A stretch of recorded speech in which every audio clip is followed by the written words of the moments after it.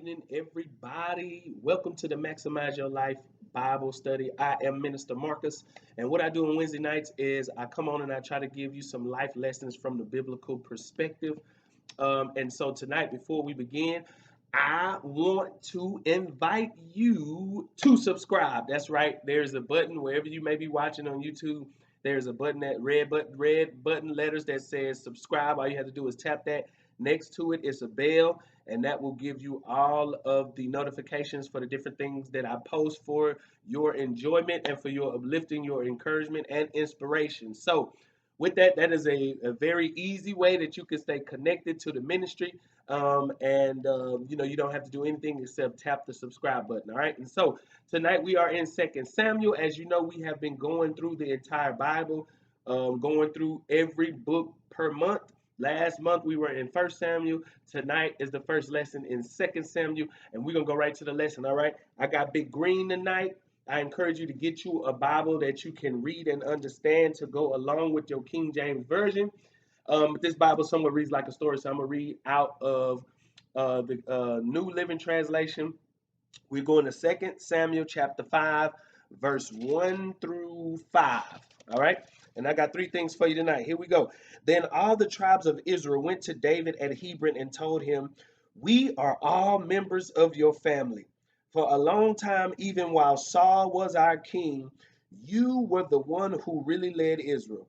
And the Lord has told you, you will be the shepherd of my people Israel. You will be their leader." So there at Hebron, David made a covenant with the leaders of Israel before the Lord, and they anointed him king of Israel.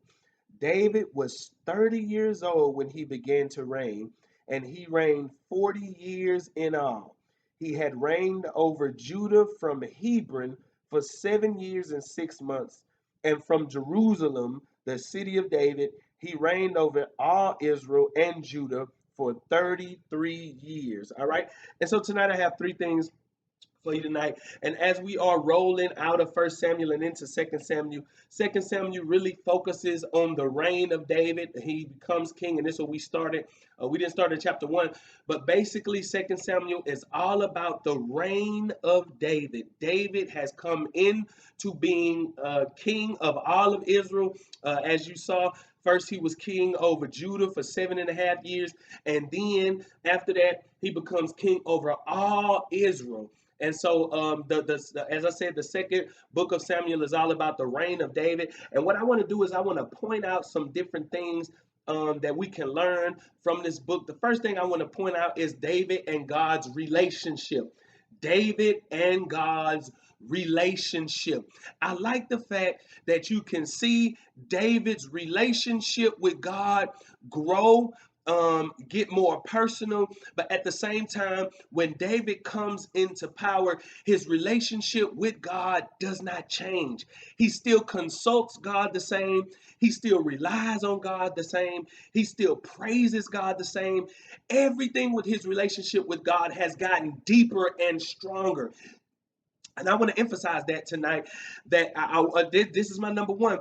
I want you to emphasize on building a better relationship with God. That over time, your relationship with God shouldn't diminish, right? But it should get deeper. Over time, your relationship with God shouldn't be less and less, but it should be more and more. It amazes me how people who say that they have been Christians for so long, but their relationship with God has not gotten more deeper. Or sometimes you recognize where at one part of your life your relationship with God is strong, but then at the next part of your life your relationship with God is not strong. And so I want to point out and emphasize on building a better, more solid and sound relationship with God. When I see God and David's relationship, I see that there is a depth to it that cannot be changed by circumstances. And I want to ask you a question. Um, Did you ever consider that God is waiting for you to engage him in relationship? Engage him in relationship. I want to put the emphasis on that word, relationship, because so many times we put emphasis on ties. People put emphasis on going to church or becoming a member of a church, but not enough do we put emphasis on building a better relationship with God, that God is just waiting in the heavens to build a better relationship with you. And all it costs is time. Time to build a relationship with God. Time to talk to God about the things that you feel. Time to consult God about the next decision that you're going to make. Time to express what you're dealing with God. And then time to allow God to talk back to you. I want to emphasize the fact that God wants a better relationship with you. David's gradual success, David's escape from death, David's rise to power is all because of the relationship that he has with God. And I don't think enough of the time that we associate fulfillment in life with having a relationship with God. We associate fulfillment in life with having money. We associate fulfillment in life with having a person or a spouse. We associate for having a fulfilling life with having stuff, but not having a relationship with God. And I think that we don't enough emphasize how a relationship God affects you, because one of the things about life is life gives you things, but life also takes things away from you. And one of the things that must be a constant in your life, and I know it sounds cliche, but a relationship with God makes all the difference. It gives you peace during the time of turmoil. It gives you joy during times of frustration. And I want you to understand, because you're connected to a higher power, you start to realize that God brings purpose out of things and events in your life that didn't make sense to you before, all because you are connected to a higher power. And this has, come on, this has nothing to do with you going to church, but I'm talking about building a relationship with God so that you recognize that the things, the events and circumstances of your life are not by coincidence, but you start to see, right, the scheme and how God has orchestrated things. And I think I want you to understand tonight, before I go on, that fulfillment comes from having a relationship with God. You recognize that your pain is not in vain. The things that you endured was not in vain. The periods and stretches of your life have purpose because you're connected to God. And sometimes people don't recognize or understand how you are able to maintain a certain disposition, right? But a lot of times it's because the relationship with God remains intact. And so I wanted to stress that David did not change his relationship with God once God elevated him, but his elevation came because of his relationship with God. And so one of the next thing I want to highlight about that is that David goes from nothing to something. He goes from being a nobody to being a somebody. But what I like to emphasize, right, is that the text says that he was about 30 years old when he became king. And I want you to look at the time span in between when he's anointed in 1 Samuel and when he's appointed in 2 Samuel, and the time between that it took God to get him from being a shepherd to being a king. And here's what I want to stress, number two, that God's plan takes time to come together. Just because things don't come together quickly in your life does not mean that it's not in the plan of God. I have to tell so many young couples this, that just because you decide to get in a lasting relationship, it does not always begin to fit together at the beginning. But the relationship takes time. For those of you that are building a business, you are not going to come out. You know, some people, they do it. That's great. But I want you to understand that God's plan takes time to come together. And when you're trying to build something, when you're trying to go from one station of life to the next station, that sometimes God's plan takes time to come together. And it does not mean that it's in the plan because it doesn't come together quickly. I know so many people who give up on their dream, who give up on a relationship, who give up on things that just because, not because it was necessarily bad for their life, but because they didn't see it come together quickly. And I want to stress this for my number two, that lasting blessings take time to come together. And I love that David understands that because God's plan takes time together, that he needs to be patient. Come on, we still at number two, that he needs to be patient. He is patient enough to allow God to bring him to the throne.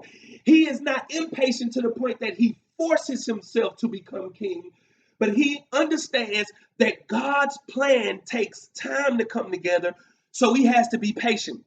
I want to say to you tonight that God's plan is going to take time to come together in your life. That means you need to be patient. That's my number two. You need to learn to be patient and allow God time to bring some things together in your life, to bring you to the place that he wants your life to be. David is patient enough. He doesn't lie to get to the top. He doesn't manipulate his way into the palace. He doesn't cheat his way. And I believe that that's a word for somebody tonight, that you're so impatient to make a dollar, that you lying and cheating to your customers. You're so impatient for your church to grow, that you're trying to manipulate people. You're so impatient for your relationship, right? That you're come on, you're manipulating people, you blackmailing people. I want you to hear me when I say this, that David allowed time for God to bring him to the palace. It's okay to be ambitious, but it's not okay to be dishonest. And I want you to hear me when I say this. We still at number two. It will not last if you cheat to get it. It will not last if you steal to get it. It will not last if you have to lie to get it. But you need time. Come on, say, I got to be patient. Learn to be patient and allow God time to bring some things together in your life. And before we move on, I want you to hear me when I say this, that it is possible that your impatience will destroy things that God is trying to build for you. But I want you to hear me when I say this. When I say be patient, you can't rush it. Come on, say I can't rush it. You can't rush it. It's just like cooking. You can't rush it and expect it to come out the right way. I never forget the first time I cooked chicken, right? And I thought you could turn it up as high as you wanted to turn it and it'll cook faster. When in reality, if you want it to come out the right way, there's a certain temperature. Come on, you have to have it on. Come on, there's a certain time that you have to leave it in. Like baking a cake, no matter how high you turn it up, if you don't, come on, I want you to hear me when I say this. Say, you can't rush this. Come on, say, I can't rush it. You can't rush God's plan, but you have to learn to be patient. So if God's plan is going to take time to come together, what you have to learn is patience, the act of waiting, the act of allowing God to bring some things together, allowing God to break some things up and remove some things so that you can, come on, I want you to hear me, so that you can fit where you're supposed to fit. And it takes time, but don't rush it. Don't quit just because it didn't come together quickly. Don't walk away just because it didn't come together quickly. But God's plan is going to take time. And guess what? You need to learn patience. All right. And so look, I'm almost done. That was number two. So David is patient enough to allow God to work some things out in order to get him to the palace. And he doesn't rush. He doesn't force it. He doesn't manipulate it, but he allows God's plan to come together for his life. He could have killed Saul on 2 occasions, but he allowed Saul to live. Why? Because he recognized, I can't get impatient through here. And I wonder if that's for you tonight. I wonder if this word is just for you. Don't lie. You can't get impatient through here. Don't cheat. You can't get impatient through here. Don't manipulate it. You can't get impatient through here. But you have got to stay patient. All right. And so David was patient. Come on. Patient in the process. Patient in the process. I want you to hear me when I say this. that David was patient enough to allow God's plan to come together. And I want you to hear me when I say this, that the process was very difficult. The process was very painful, but David stayed patient. He was running for his life, hiding in caves, but he stayed patient. And I want you to hear me now that we're going to patient now.